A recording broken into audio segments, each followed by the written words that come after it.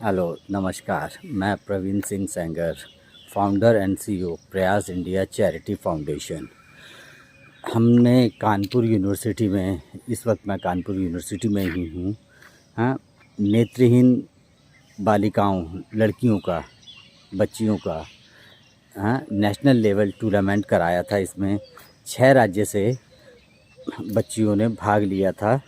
इसमें 3 कैटेगरी की बच्चियाँ होती हैं। कैटेगरी ए B1 में होती हैं, जिनको बिल्कुल नहीं दिखाई देता। कैटेगरी B2 में होती हैं, जिनको 80% दिखाई देता है, जिनकी मतलब देखने की क्षमता 3 मीटर तक होती है। और B3 में इनकी 70% की देखने की क्षमता होती है। इनको ज़्यादा से ज़्यादा 6 मीटर तक धुंधला दिखाई देता है। ऐसी नेत्रहीन बच्चियों ने आपके शहर कानपुर में धमाल मचाया। 8 तारीख से 11 तारीख तक, आज 11 तारीख है, आज समापन है और आज फाइनल मैच है जो वो मध्य प्रदेश और राजस्थान के बीच में है। इन 6 राज्यों से जो बच्चियां आई थी, इसमें 4 बच्चियां ऐसी थीं जिन्होंने अंतर्राष्ट्रीय स्तर पर भारत का परचम लहराया, भारत का झंडा को ऊंचा किया। लेकिन आज मुझे बताते हुए बहुत ज़्यादा अफसोस हो रहा है और दिल में काफ़ी कड़वाहट लेके जा रहा हूँ, क्योंकि कानपुर से इस इवेंट के लिए किसी भी शख्स ने अपनी जागरूकता, रुचि नहीं दिखाई और ना ही कोई हमें आर्थिक समर्थन दिया गया है। वैसे तो लोग भारत में कन्याओं को देवी मानते हैं, उनको कन्या खिलाते हैं, ये करते हैं, वो करते हैं, लेकिन आप इस कानपुर में किसी ने भी ये नहीं कहा कि प्रयास इंडिया चैरिटी फाउंडेशन इतना नेक काम कर रहा है, हमारी तरफ से 11 रुपए दान ले लो इन बच्चियों के लिए, या किसी ने कोई व्यवस्था की हो। आज पहली बार ऐसा हुआ है। हमारे पास बच्चियों को हमने देने के लिए कुछ नहीं है। हमने उनके रहने की, खाने की, पीने की एक से एक व्यवस्थाएं की, जितना हमसे हो सका हमने किया। इस इवेंट को कराने में मुझे बैंक से लोन लेना पड़ा। शायद आपको लग रहा होगा बेवकूफ़ है, पागल है जो लोन लेके काम कर रहा है। जो आदमी करोड़ों कमाते हैं वो 10 रुपये भी दान करके अब वाहवाही पीटते हैं। लेकिन प्रयास इंडिया चैरिटी फाउंडेशन एक ऐसा फाउंडेशन है जो इनकी काबिलियत को दर्शाने के लिए आगे बढ़ रहा है और आगे बढ़ता रहेगा। मुझे इसके लिए कुछ भी करना पड़े, अपना एक एक सांस मेरी इनके लिए समर्पित है। मुझे जितना हो सकेगा मैं उतना करूँगा। हमने इनको एक से एक फैसिलिटीज़ दी, रहने का, खाने का, आने का, जाने का, सब चीज़ प्रयास इंडिया चैरिटी फाउंडेशन करता है। हम कानपुर में आला अधिकारियों के पास गए, लोगों के पास गए, लोगों से उद्योगपतियों के पास गए। हाँ, किसी ने कहीं से भी कोई भी इंटरेस्ट नहीं दिखाया। ये मुझे बहुत अफसोस लग रहा है। इस देश में दानवीर कर्ण बहुत बैठे हैं, लेकिन हमें तो कानपुर शहर में एक भी दानवीर कर्ण नज़र नहीं आए। दानवीर तो छोड़ो, किसी ने छोटा सा वो नहीं किया कि आज हमारी तरफ से बच्चों को मेमेंटो दे दिए जाएं, हमारी तरफ से बच्चों को ये दे दिया जाए।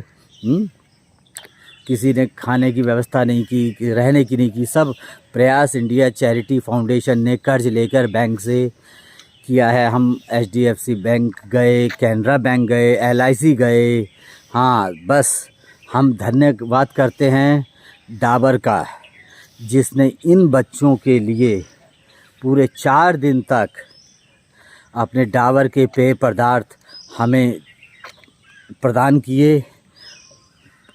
जूसेस से जो टेट्रा पैक आते हैं, जूसेस आते हैं, वो दिए। तो मैं डाबर का तहे दिल से सम्मान करता हूँ और उनका धन्यवाद करता हूँ कि कम से कम उन्होंने एनर्जी ड्रिंक के लिए हमें इन बच्चों का थोड़ा तो कहीं तो साथ दिया। यहाँ पर अमर उजाला ने हमारे साथ टाई अप किया। उन्होंने एक मंच लगाया, स्टेज दिया था, और बस इसके अलावा और पेपर में हमारी न्यूज़ दी है। इसके अलावा उन्होंने भी आर्थिक सहायता ना दी और ना दिलाने की कोशिश की। हम किसी से ये नहीं बोल रहे हैं कि आप आओ हमें पैसे दो। अरे इतने CSR के अंदर हम काम कर रहे हैं, कहीं से भी कोई भी चाहता तो ये लोग थोड़ी सी कोशिश करते क्योंकि मीडिया बहुत बड़ी पावर होती है। हाँ, तो शायद इन बच्चों के लिए हम और ज़्यादा सुविधाएं दे पाते।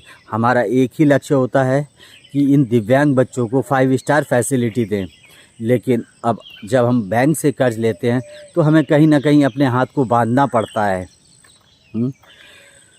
जो कि पूरी तरह से इसमें हमने तो सुना है बहुत बड़े बड़े चैरिटी वाले लोग हैं, बड़ी बड़ी चैरिटियाँ करते हैं। यही कहीं धार्मिक कार्यक्रम होता या कुछ होता तो शायद यहाँ पे करोड़ों रुपए आते और करोड़ों रुपए का गमन हो जाता।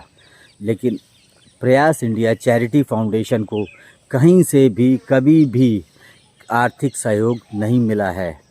मैं आप लोगों से निवेदन करता हूँ कि पहले आप लोग समझें प्रयास इंडिया चैरिटी फाउंडेशन करता क्या है।